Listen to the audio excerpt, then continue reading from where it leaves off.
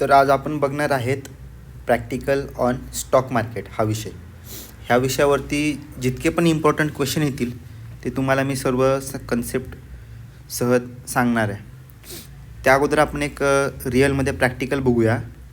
तुम्हाला स्क्रीनवरती दिसत असेल हे सध्या मार्केट चालू आहे.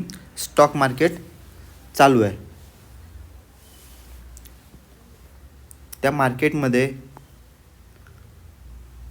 3:24 झालेले आहेत आणि जे मार्केट आहे ते कंटिन्युअसली चालत आहे. त्यामध्ये आपण बघू शकतो ह्या ज्या छोट्या छोट्या तयार झाल्या त्याला कॅन्डल सांगतात. हे माहिती पाहिजे, हे बेसिक आहे. हे तुम्हाला जस्ट मी लाईव्ह दाखवतो की स्टॉक मार्केटमध्ये कशा प्रकारे शेअर्स वरती जातात, खालती येतात. हे निफ्टी 50 आहे आणि हे निफ्टी 50मध्ये स्टॉक कशा प्रकारे वरती चाललेत, खाली चाललेत ते दाखवलेले आहेत. त्यानंतर आपण आता रिअल जे आपल्या सिलेबसमध्ये आहे त्याच्याकडे आपण वळूया.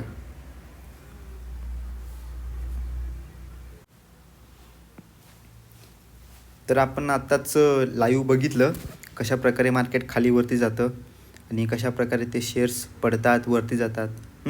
ते एक प्रकारचं लाईव्ह होतं. आता आपण बघूया. तुम्हाला ती समोर बिल्डिंग दिसते का? ही वाली बिल्डिंग, ही बिल्डिंग आहे BSEची, बॉम्बे स्टॉक एक्सचेंज. ही बिल्डिंग कुठे आहे? मुंबईला. कुठे आहे?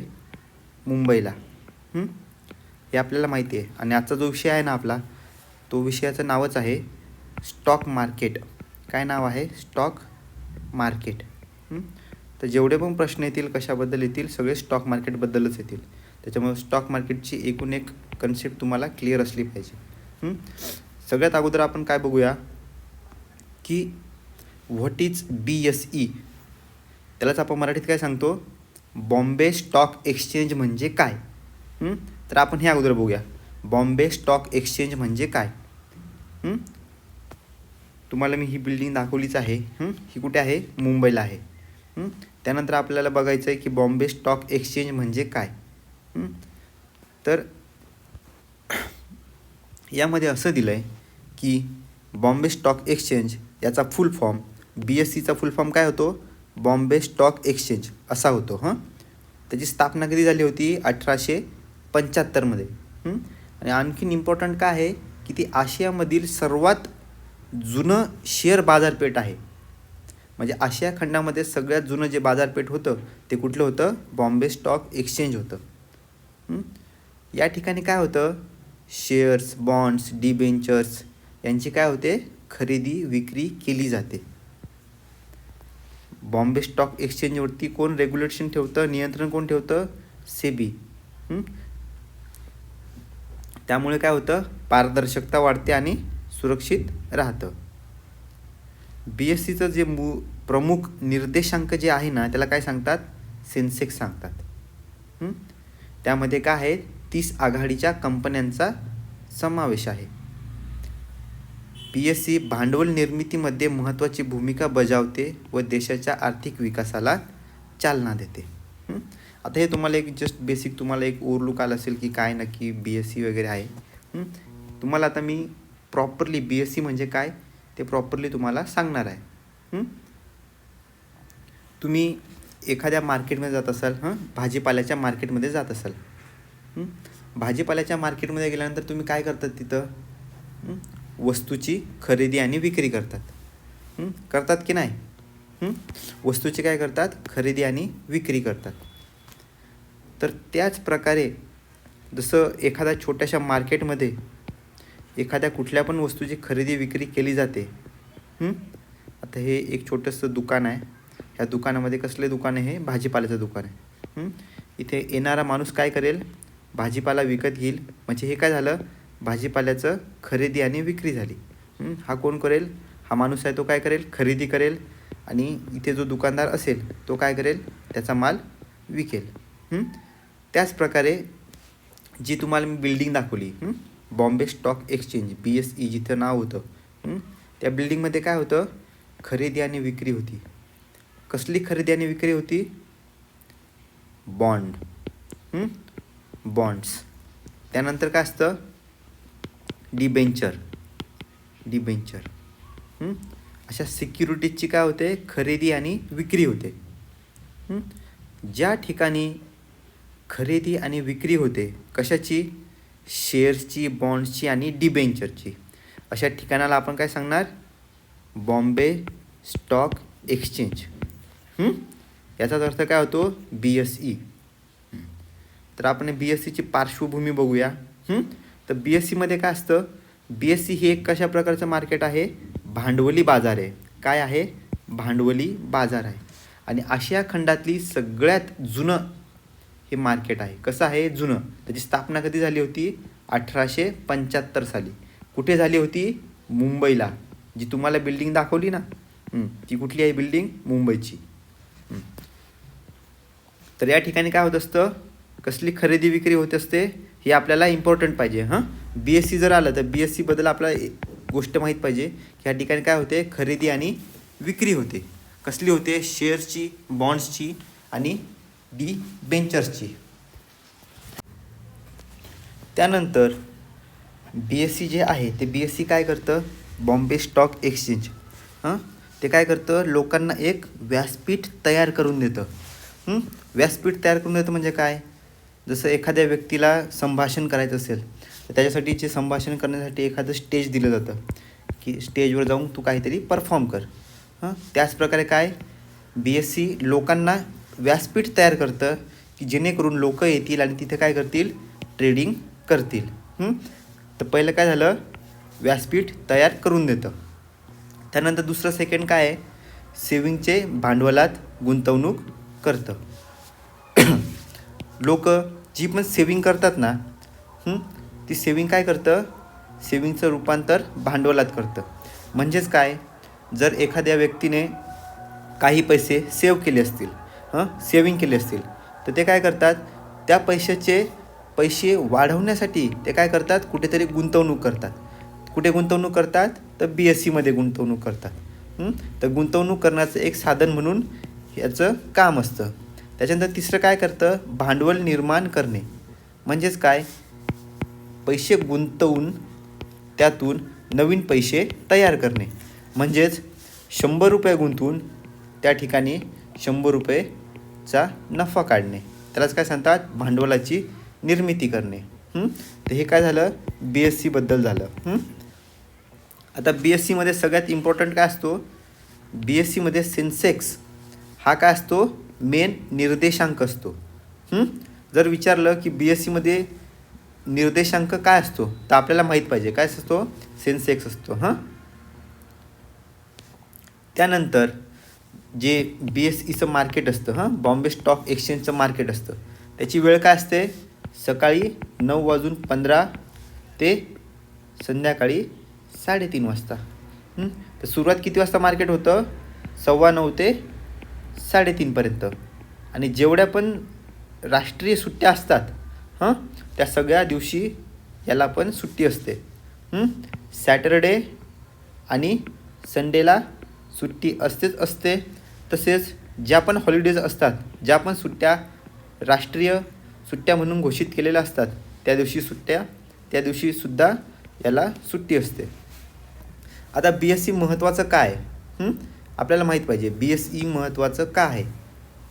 तर BSE काय करतं, आर्थिक विकास वाढवतं. आपल्या भारताचं काय करतं, आर्थिक विकास वाढवण्याचं काम करतं. हा पहिला पॉईंट झाला, हे पण माहिती पाहिजे. दुसरा पॉईंट काय झाला, औद्योगिक विकास वाढवण्याचं काम करतं. आता मी सांगतो कशा प्रकारे ते विकास वाढवण्याचं काम करतं. आर्थिक विकास वाढवण्याचं काम कशा प्रकारे करतं, या ठिकाणी काय होतं, BSEमध्ये लोक काय करतात, पैसे गुंतवतात. पैसे गुंतवल्यामुळे काय होतं, ते पैसे कुठे कुठे जातात, वेगवेगळ्या मार्केटमध्ये इन्व्हेस्ट केले जातात. आणि हे पैसे जर इन्व्हेस्ट केले ना, तर इन्व्हेस्ट केल्यानंतर एखादी नवीन कंपनी तयार होते. तिची काय होते, वाढ होते. त्या कंपनीची वाढ झाल्यानंतर काय होतात, त्या कंपनीला नफा होतो. आणि त्या कंपनीला जर नफा झाला की ॲटोमॅटिकली आपण घेतलेल्या शेअर्सचा सुद्धा फायदा होतो. म्हणजे जर आपण एखाद्या कंपनीमध्ये 10 रुपये लावले असतील आणि एखादी आपली कंपनी ज्यात आपण पैसे टाकलेले आहेत तिचा नफ्यामध्ये चालली असेल, तर 10 रुपयाचे आपले पण सुद्धा 100 रुपये होऊ शकतात. हेच काय आहे, स्टॉक मार्केट. पण त्या उलटच जर एखाद्या कंपनीमध्ये आपण पैसे गुंतवलेत आणि त्या गुंतवलेल्या कंपनीमध्ये जर ती कंपनी तोट्यामध्ये गेली, तर जे आपले 10 रुपये गुंतवलेले असतात ते सुद्धा काय होतात, तोट्यामध्ये जातात. म्हणजे किती राहतात आपल्याकडे, 1 रुपया जर तोट्यामध्ये गेली तर आपल्याला हे पण माहिती पाहिजे. म्हणजे गुंतवल्यावरती काय होऊ शकतं, पॉझिटिव्ह कशा प्रकारे होऊ शकतं, निगेटिव्ह कशा प्रकारे होऊ शकतं, हे आपल्याला दोन्ही गोष्टी माहिती पाहिजे. जे तुम्हाला मी स्टार्टिंगला दाखवलं ते काय होतं, लाईव्ह ट्रेडिंग होती. जे असं वरती खाली जो ग्राफ दाखवलेला ते तुम्हाला मी लाईव्ह दाखवलं. हे झालं BSCबद्दल. त्यानंतर आपल्याला काय बघायचं आहे, तर BSCचं मग तुम्हाला एक एक्झाम्पल पण सांगतो. BSCचं एक्झाम्पल काय आहे, तर काय, रिलायन्स इंडस्ट्रीचे शेअर BSCवरती ट्रेड होतात. म्हणजे काय, रिलायन्स कंपनी असते. रिलायन्स कंपनी काय करते, स्वतःचे शेअर्स BSCवरती टाकते. BSCवरती टाकले की लोक काय करतात, ते विकत घेतात. स्वतः काय करतात, लोक विकत घेतात ते शेअर्स. जसं एखाद्या मार्केटमध्ये भाजीपाला असेल, भाजीपाला कसं लोक विकत घेतात, त्याच प्रकारे काय करतात, BSCमधून हे लोक शेअर्स विकत घेत असतात. तर हे झालं BSCबद्दल, बॉम्बे स्टॉक एक्सचेंज.